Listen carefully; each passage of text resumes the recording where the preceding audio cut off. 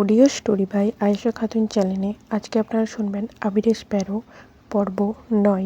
লিখেছেন সালমা চৌধুরী। রাকিব ভেংচি কেটে বলল, আমারটা তো মেঘের মতো এত লক্ষ্মী না।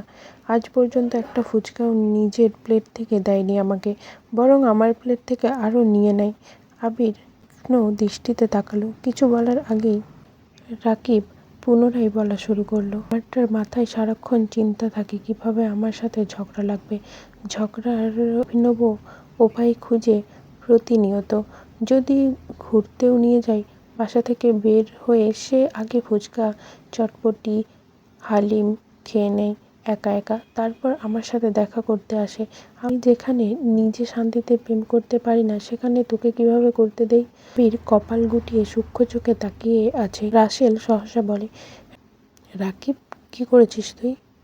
রাকিব আবারও হাসতে শুরু করলো। এবার হাসির মাত্রা দ্বিগুণ বেড়ে গেল। হাসতে হাসতে বলল, রাসেলে, তোকে তো একটা জিনিস দেখানোই হয়নি। বস, একটা জিনিস দেখাই তোকে। আয় বস, একটা ইন্টারেস্টিং জিনিস দেখাই তোকে। আবিরের দিকে তাকিয়ে পুনরায় দাঁত কেলিয়ে বলল, আয়, নিজের প্রকৃতি দেখে যা। তিন বন্ধু চেয়ার টেনে বসেছে। এর মধ্যেই মোবারক আর লিমনও চলে এসেছে। পাঁচজন চেয়ারের কাছাকাছি এসে বসলো। আবির ভেবেছিল ছবি দেখাবে, তাই এতটা মনোযোগ দেয়নি, কিন্তু রাকিব একটা ভিডিও অন করলো। মেঘ আবিরের মুখে তুলে ফুচকা খাওয়াচ্ছে। এই দৃশ্য রেকর্ড করে নিয়ে এসেছে। এতটুকু দেখেই মোবারক আর রাসেল চিৎকার করলো, আবির, তুই ফুচকা খেয়েছিস? মোবারক মেঘের ব্যাপারে কত শত জানে না,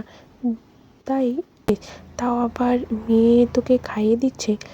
লিমন এবার হাস্যোজ্জ্বল কণ্ঠে বলল, এটা এক মেয়ে না রে, আবিরের জীবনে একমাত্র মেয়ে।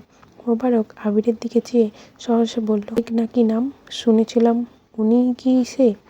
আবির শুধু উপর নিচ মাথা নাড়ল। লিমন খানিক অভিযোগের স্বরে বলল, এটা আমি মানতে পারলাম না। সেদিনও তো তোকে কত জোর করলাম ফুচকা খেতে, চেপে ধরেও তোকে খাওয়ানো গেল না, অথচ আজ? রাকিব দাঁত কেলিয়ে হেসে বলল, মেঘ কিছু বললে আবির আবার না করতে পারে না। বন্ধুরা অবাক চোখে তাকিয়ে রইল। রাসেল সহসা বলে উঠল, তুই তো টক খাস না জীবনেও, ফুচকা কিভাবে খেয়েছিস? আবির মুচকি এসে জবাব দিল, শুধু টক কেন, ও আমায় বিষ দিলে আমি সেটাও চুপচাপ খেয়ে নিব। চার বন্ধু একবার বিস্ময়কর দৃষ্টিতে আবিরের দিকে তাকিয়ে আছে। কয়েক মুহূর্ত সবাই মুখে চাওয়াচাই করল। মোবারক হাসি মুখে বলল, বিয়ে কবে খাওয়াচ্ছিস বন্ধু? আবির ঠাট্টা স্বরে বলল, আর বিয়ে? কিছুটা চিন্তিত হয়ে বলল, কেন, কিছু হয়েছে? আবির কিছু বলার আগে রাকিব বলল, আবিরের কপালে বিয়ে নেই, তোরা বরং আমার বিয়ের জন্য প্রস্তুতি নে। আমি আর রিয়া খুব শীঘ্রই বিয়ে করছি। কেউ কথায় খুব একটা পাত্তা দিল না। রাকিব আবারও বলল, শুনেছিস তোরা, আমার আর রিয়ার বিয়ে? রাসেল বলল, তোদের ওপর থেকে আমাদের সব আস্থা চলে গেছে। দেখা গেল বিয়ের দিন দুজন মিলে ঝগড়া শুরু করে দিলি, এক পর্যায়ে ঘোষণা দিলি অনির্দিষ্টকালের জন্য আমাদের বিয়ে স্থগিত ঘোষণা করা হলো। এই মুহূর্তে খাওয়া দাওয়া বন্ধ করুন। তখন কি হবে ভেবেছিস? তোদের মারতে না পেরে লোকজন আমাদের পেটাবে। রাকিব মলিন কণ্ঠে বলল, ঝগড়া একটু বেশি করি বলে এভাবে কথা শোনাবি? সবাই একসঙ্গে বলে, ওহ সরি। এর মধ্যে লিমন বলে, এই আবির শোন। হ্যাঁ বল। মেঘ কিছু টের পেয়েছে? কি টের পাবে? ভার্সিটি বিষয়টা? বোধহয় না। জলজন্ত আমিটার অস্তিত্ব ফিল করতে পারছে না। সে তো ছিল কিছু কাগজের টুকরো। মেঘ আমার অস্তিত্বে মিশে থাকা অমরণ অসুখ। রাসেল বলল, বিয়ে করে নে তাড়াতাড়ি, তাহলে সব অসুখ ভালো হয়ে যাবে। আবির দীর্ঘশ্বাস ফেলল, কণ্ঠ খাদে নামিয়ে বলল, বিয়ের জন্য যোগ্যতা অর্জন করতে হয়। আমি এখনো যোগ্য হতে পারিনি। এক বুক ভালোবাসা দিয়ে প্রেম হয়, কিন্তু সংসার না। মোবারক প্রশ্ন করল, কেন? আবির গম্ভীর কণ্ঠে বলা শুরু করলো, আমি মেঘকে ভালোবাসি, একটু নয় অনেক বেশি ভালোবাসি। তাই বললে একতরফা ভালোবাসার জোরে বিয়ে করব এমন ছেলেও আমি নই। যেদিন মেঘ রাজি হবে, মন থেকে আমাকে চাইবে, সেদিন বিয়ে করব। আবির ঘড়ির দিকে তাকিয়ে সময় দেখলো, ব্যস্ত কণ্ঠে বলল, আমাকে যেতে হবে, অনেক রাত হচ্ছে।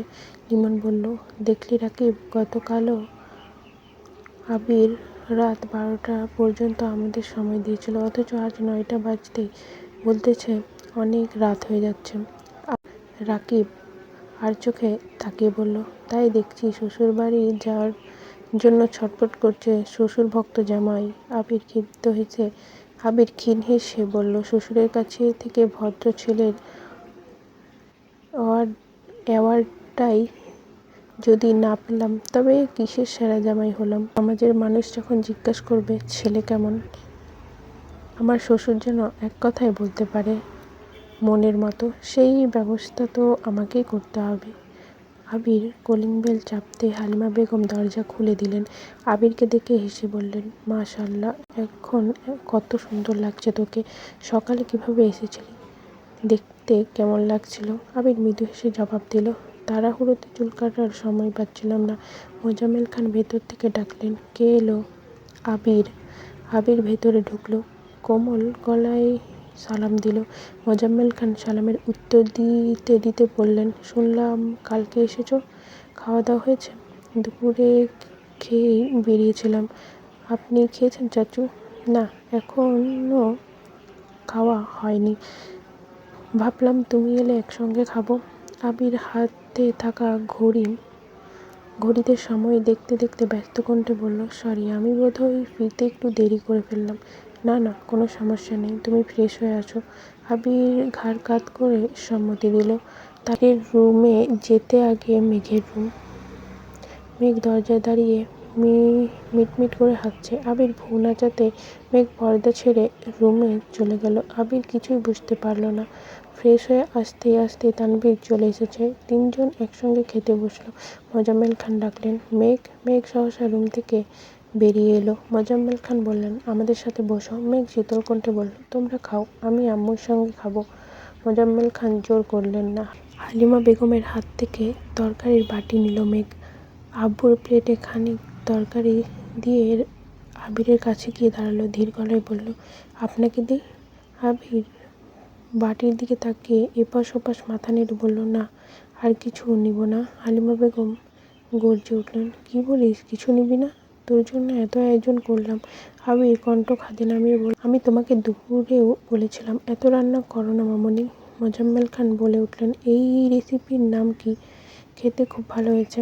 মেঘ খুশিতে গদগদ হয়ে বলল, এটা রুই মাছের কোপ্তা। মোজাম্মেল খান আবিরকে উদ্দেশ্য করে বললেন, আবির, তুমি একটু নাও, ভালো খেতে। আবির মৃদু হেসে বলল, আমার সত্যি খিদে নেই চাচু, বন্ধুদের সাথে দেখা হয়েছিল, ওরা জোর করে এটা ওটা খাইয়েছে। আচ্ছা। তানভীর স্পষ্ট চোখে তাকিয়ে বলল, আমাকে দিবি না? অবশ্যই। মেঘ দ্রুত তানভীরের কাছে এগিয়ে গেল। তানভীর খেয়েও খুব প্রশংসা করলো। আবিরের খাওয়ার প্রায় শেষ।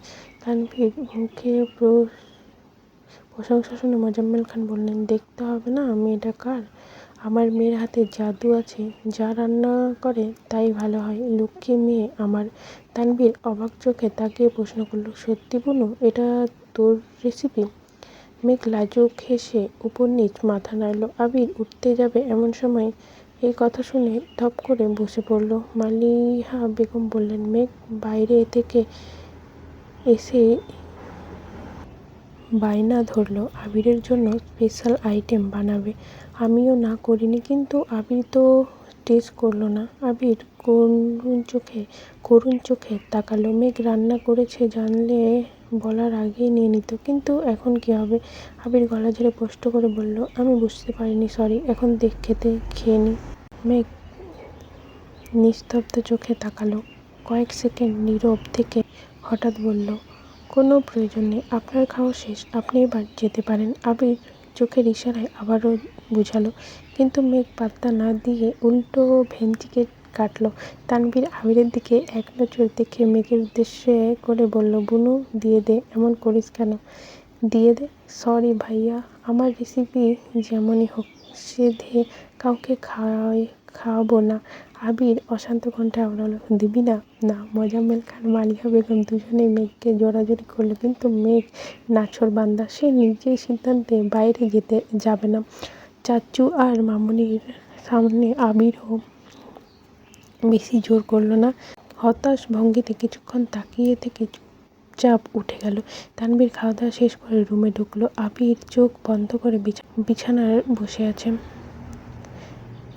তানভীর রুমে ঢুকে মস্করা করে বলল, ভাইয়া কি যে মিস করলে? আবির চোখ মেলল, নিরেট কণ্ঠে বলল, সব দোষ তোর? বাহ ভাইয়া বাহ, কথা নেই বার্তা নেই, সব দোষ আমার ঘাড়ে দিয়ে দিলে। আবির আর কিছু বলল না। খানিকক্ষণ বাদে মেঘ এলো, দরজায় দাঁড়িয়ে বলল, এই যে আপনাকে ডাকছে। কে? আব্বু। আবির ঝটপট উঠে গেল। মোজাম্মেল খান সবাই বসে পত্রিকা পড়ছিলেন। আবির যেতেই বললেন, বসো। আবির পাশের সোফাতে বসলো। মোজাম্মেল খান মৃদুস্বরে জিজ্ঞাসা করলেন, কি করছো ইদানিং? নতুন বিজনেস শুরু করেছি, এভরিথিং, আর 2টা ফ্রেন্ডও সাথে আছে। Best, good. চাকরি করার ইচ্ছা নেই? তো আজকের পর্ব এই পর্যন্তই। কেমন লাগলো অবশ্যই জানিয়েন।